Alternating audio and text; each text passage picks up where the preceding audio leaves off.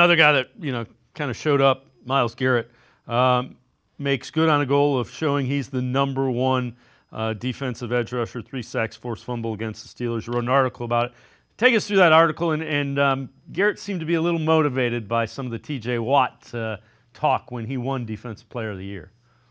Yeah, there's no doubt about it. It's interesting how what guys use as motivation. And Miles obviously used that. And it was, Watt's tweet about, I've been here before. It's nothing I'm not used to, I think was the tweet. Instead of celebrating Garrett winning it. And if it's just false or not, sometimes guys make up stuff to be motivated by and upset about. Regardless, Miles took that to heart and he said, I'm going to come out and prove that I'm the best defensive player in the league in what a lot of people consider a matchup of the two best, Garrett and TJ Watt. And Garrett, it's not all Garrett, but he beat him 3-0 in sacks. And, I asked Garrett about this. So how important was that to you? And, he started to give the answer of, hey, I'm not on that side of the ball. I'm not watching TJ. But then he said, yeah, I wanted to come out and make a statement and show I was the number one defensive or edge rusher. I think he said the number one edge defender.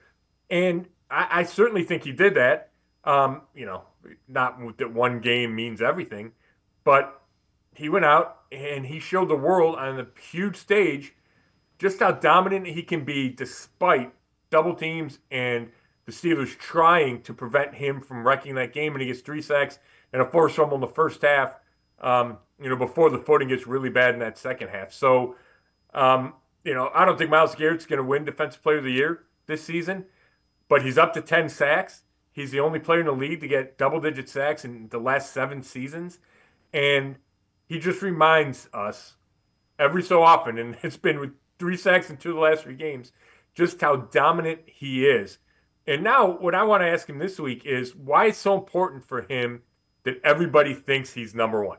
And maybe that's just common if you're an elite athlete. You want people to think you're the best.